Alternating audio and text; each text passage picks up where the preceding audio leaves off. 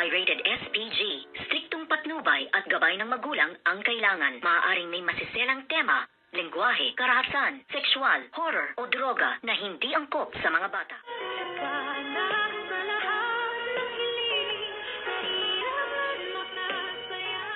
Good morning and welcome sa aking munting channel. Alalang-alala nga itong si Doktora Annalyn Santos sa sitwasyon or kalagayan nga nitong si Miss Claire dahil ooperahan ito na hindi nga sasang-ayon at sa tingin niya ay mayroon ngang mali na hindi naman siya dapat operahan. At ito nga ang opinyon nito nga bruhang si Zoe na hindi naman niya alam ang tamang kanyang ginagawa. At dito nga ay napatunayan na namang muli ng ating bidang-bidang si Doktora Annalyn Santos na tama na naman ang kanyang sinasabi at ang kanyang ginagawa. At dito nga ay habang gulong-gulo siya sa pag-iisip ay nakita niya nga itong si Nurse Ivan at sinabi nga niya, tinanong niya kung nakita raw ba niya itong ngang si Miss Claire at nasabi nga ni Nurse Ivan na nandun na sa operating room at nakatakda na nga ang oras ng kanyang operasyon. At dito ay pinakita nga nitong si Nurse Ivan ang gamot na dating tinitake nga nitong si Miss Claire. At dito nga ay nakita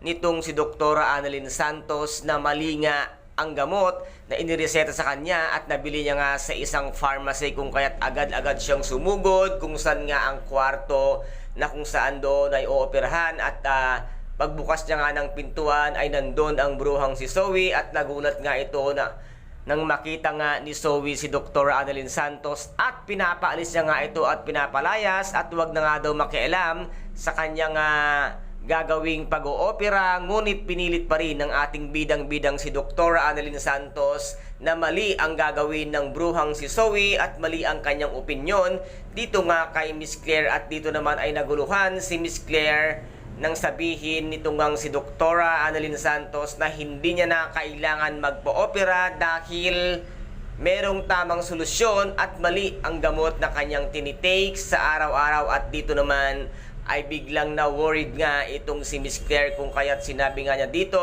kay bruhang Zoe na huwag niyang palayasin at gusto niyang marinig kung ano man ang opinyon nitong ating bidang si Dr. Annalyn Santos. At dito nga ay nasabi niya at bigla namang dumating itong ngang si Doc RJ at tinanong niya kung bakit nandun si Dr. Annalyn Santos. Dito nga ay sinabi niya na, Doc RJ, ito po ang naging sanhi kung bakit sumasakit ang ulo nitong nga si Miss Claire dahil mali ang gamot na kanyang iniinom at ito nga ay may drugs, kung kaya't ito ay kinuha at binasa nga nitong si Miss ni Doc RJ ang inabot nga ni Dr. Annalyn Santos. At ito nga nabasa na ito ay gamot nga na hindi naman akma sa kanyang sakit. At ito nga yung sinasabing salad na meron nga itong drugs na kinagulat nga ni Miss Claire ang sinabi nga at pinaliwanag nga dito ni Doc RJ at ni Dr. Annalyn Santos. At dito naman ay napahiya na namang muli ang bruhang si Zoe, napalpak na naman ang kanyang mga desisyon. Wala ka talagang kwentang Dr. Zoe, wala kang alam kung hindi ang magmaldita at puro kasamaan ang ginagawa. Kaya yan ngayon karma sa'yo, mali-mali ang ginagawa mo. At dito naman ay in-congratulate nito ngang si Doc RJ ang kanyang tunay na anak na ito ngang si Dr. Annalyn Santos na tama ang kanyang desisyon. At dito sa sobrang tuwa nga nitong si Miss Claire na hindi na siya ooperahan ay in-invite niya si Doc RJ na kumain kasama nga ang kanyang anak na si Dr. Annalyn Santos. At bigla namang nakita nitong ngang si Miss Lynette Santos kung kaya't na-invite na rin siya nitong ngang si Miss Claire na kumain sila sa labas at sagot niya nga ang lahat. Kaya guys, ito po ang ating pakaabangan dito nga sa abot kamay na pangarap na kung saan ay napaka-intense at kapanapanabik ng bawat eksena. At kung nagustuhan po ninyo ang aking videos for today, paki-subscribe na lamang po ng aking channel, paki-like and share para maging update kayo sa lahat ng gagawin kong videos. Maraming salamat po. Ingat, God bless and bye-bye!